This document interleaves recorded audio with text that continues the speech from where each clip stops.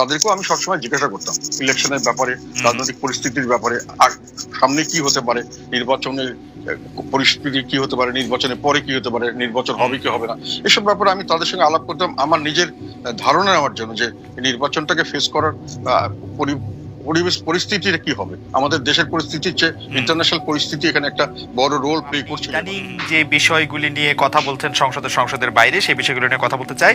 তো প্রথমে যে বিষয়টি জানতে চাইবো যে এই সর্বশেষ জাতীয় নির্বাচনের ঠিক আগে আগে আপনি ভারতে গিয়েছিলেন এবং ভারত থেকে আসার পরে আপনি সাংবাদিকদের সঙ্গে কথা বলেননি, আপনি বলেছিলেন যে সেটি বিষয়টি নিয়ে আপনি পরে আলোচনা করবেন বা পরে জানাবেন। আমাদের সরাসরি প্রশ্ন হচ্ছে যে আপনার জাতীয় নির্বাচনে অংশগ্রহণের পিছনে ভারতের স্পষ্ট ভূমিকা ছিল কিনা, মানে ভারত আওয়ামী লীগের যাত্রা নির্বিঘ্ন করার জন্য আপনাকে নির্বাচনে আসার পরামর্শ বা উপদেশ দিয়েছিল কিনা, জনাব জি এম কাদের? না, সেরকম কোনো কিছু বলা হয়নি আমাকে। বলবো না, কথা বোঝা যাচ্ছে? জি একদম বোঝা যাচ্ছে। জি আপনি বলেন। না, ওখানে আমাকে যেটা আমার ভুল হয়েছে যে আমি খুব অফিসিয়াল ওয়েতে কথাটা বলেছি সাংবাদিকদের এখানে এসে। আমার সঙ্গে দীর্ঘদিন থেকে ওনাদের সম্পর্ক ছিল এবং আমাদের আগে আমাদের নেতা আলাদ হোসেন মাহমুদের সঙ্গে ওনার খুব ভালো সম্পর্ক ছিল ভারতের সরকারের, সবসময় সব সরকারের সঙ্গে।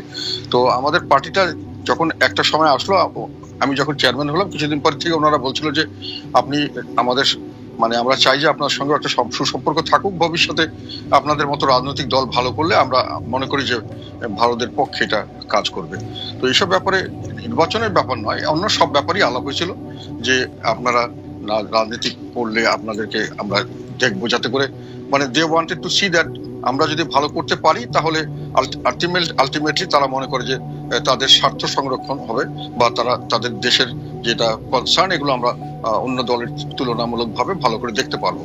তো এটাই কথা ছিল। তো এগুলো কথার মধ্যে তো অনেক কথা আসে, আমি সেজন্য হঠাৎ করে এখানে এসে অফিসিয়ালি বলতে গিয়ে খুব টায়ার্ড ছিলাম, আর আমি রেডিও ছিলাম না এত প্রেসের জন্য। আমি মনে করছি পরের দিন আমি সংবাদ সম্মেলন করে কথা বলবো, সেই জন্য আমি কথাটা অ্যাভয়েড করার জন্য তখন বলেছিলাম যে আমি এটা অফিসিয়াল বিষয়, এগুলো একেবারে দুই পক্ষ থেকে অনুমতি ছাড়া বলা ঠিক হয় না যে কোনো বিষয়, এটা একটা ফর্মাল কথা আমি বলেছিলাম। এটাকে বিভিন্নভাবে মিস রিপ্রেজেন্ট করা হয়েছে, মিস ইন্টারপ্রেট করা হয়েছে। আমি এরকম তারা এরকম কোনো সময় প্রেশার দেয়নি, কোনো সময় কিছু বলেনি।